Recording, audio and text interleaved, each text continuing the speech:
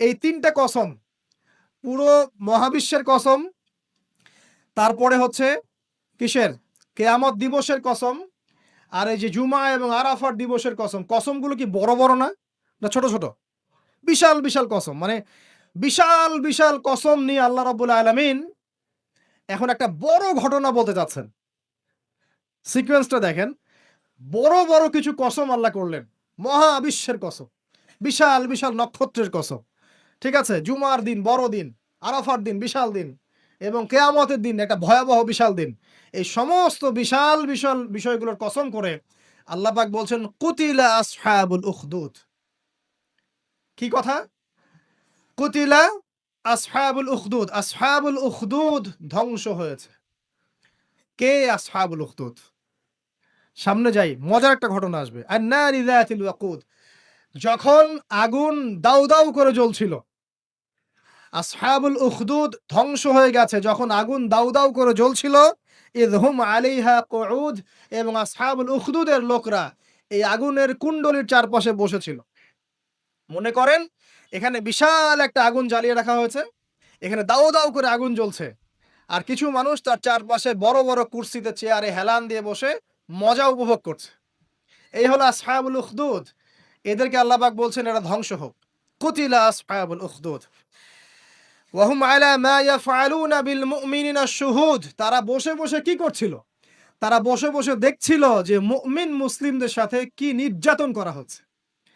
মুমিন মুসলিমদের সাথে ওই আগুনের মধ্যে যা নির্যাতন করা হচ্ছিল, ওরা চারপাশে বসে, বসে এটা অবলোকন করছিল, হাসছিল, মজা নিচ্ছিল।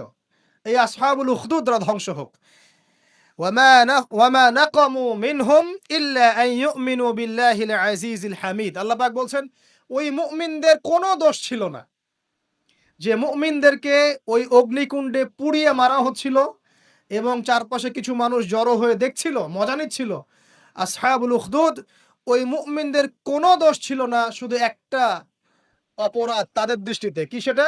যে এই মুমিনরা এক আল্লাহর প্রতি ঈমান এনেছিল। এই মুমিন হওয়া ছাড়া তাদের কোনো দোষ ছিল না। কথা বুঝতে পারছেন?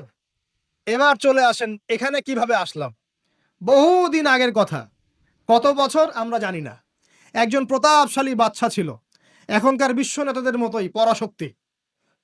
ওই যে আসহাবুল কাহাফের মতো, বা ওই নমরুদের মতো, বা ওই যে ফেরাউন তার মতো একজন প্রতাপশালী বাদশা ছিল। তার অধীনে একজন বড় জাদুকর ছিল। কি ছিল? আচ্ছা মজা আছে, ভালো করে বোঝেন। একটা বড় জাদুকর ছিল। এখনো কিন্তু বহু কান্ট্রি এই জাদুবিদ্যার চর্চা করে, আপনারা জানেন না। ভিতরে, ভিতরে জাদুবিদ্যার চর্চা এখনো চলছে। আর এই জাদু সত্য। জাদু সত্য, চোখের বদনজরও সত্য। সায়েন্স বিশ্বাস করুক না করুক, এগুলো সত্য। কারণ কোরআন বলেছে সত্য, ব্যাস সত্য। জিন সত্য নাকি মিথ্যা? ফেরেশতা সত্য না মিথ্যা? কবরের আযাব সত্য না মিথ্যা? এগুলো তো চোখে দেখা যায় না, বিশ্বাস করলেন কিভাবে? এই চোখে দেখা যায় না বিশ্বাস করেছেন বলেই তো আপনি মৌলবাদী। চোখে দেখা যায় না, অহেতুক বিশ্বাস করছেন, অতএব আপনি একজন মৌলবাদী মানুষ। বুঝতে পারছেন? তো এই বিষয়গুলো বিশ্বাস না করলে কি আপনি মুমিন হতে পারবেন? আচ্ছা, কবরের আযাব সত্য না মিথ্যা আমরা বিশ্বাস করেছি, তোমরা মরার পরে বিশ্বাস করো। আমরা মরার আগেই বিশ্বাস করেছি, তোমরা মরার পরে বিশ্বাস করো। তারপর তোমরা পাক্কা মৌলবাদী হয়ে যাবে। যখন মরার পরে যখন কঠিন কবরের আযাব শুরু হবে, দেখবা যে আইনাল ইয়াকিন। ইয়াকিন কয়েক প্রকার হয়। একটা হচ্ছে আপনার আইনাল ইয়াকিন, হাক্কুল ইয়াকিন, এরকম কথা আছে কোরআনে। মানে আইনাল ইয়াকিন মানে যে চোখে দেখলাম এবার বিশ্বাস করলাম। রব্বানা আবসারনা ওয়া সামি'না ফারজি'না না'মাল সালিহান ইন্না মুকিনুন। আছে না সূরা আলিফ লাম মিম সিজদায় হাফেজে কোরআন যারা আছেন, আল্লাহর সামনে জাহান্নামীরা বলবে রব্বানা, হে আমাদের রব, আবসারনা এই যে দেখলাম, তোমার আযাব দেখেছি আমরা এখন, পরকালের কথা। ওয়া সামি'না এই যে শুনতে পাচ্ছি এখন আযাব। ফারজি'না আমাদেরকে ফিরিয়ে দিন। কোথায় ফিরিয়ে দিবে? দুনিয়ায়। না'মাল সালিহান আমরা সৎ কাজ করব। ইন্না মুকিনুন আমাদের ইয়াকিন হয়ে গেছে। তার মানে সবাই বিশ্বাস করবে একদিন না একদিন, তাই তো? এই ঈসা ইবনে মারইয়ামকে যে মানুষ বলছে ক্রুসিফাইড, তাকে ক্রুসিফাইড করা হয়েছে, তিনি মারা গেছেন, নাউজুবিল্লাহ বলা হচ্ছে না? আচ্ছা, ঈসা ইবনে মারইয়াম যখন নেমে আসবেন সবাই বিশ্বাস করবে না? সূরা মাইদায় এইজন্যই বলা হচ্ছে যে ঈসা ইবনে মারইয়ামকে যখন পাঠানো হবে, একজন আহলে কিতাব বাকি থাকবে না যে তার প্রতি ঈমান নিয়ে আনবে না। এমন একজন মানুষ তখন খুঁজে পাওয়া যাবে না যে তার প্রতি ঈমান আনবে না আহলে কিতাবদের মধ্যে।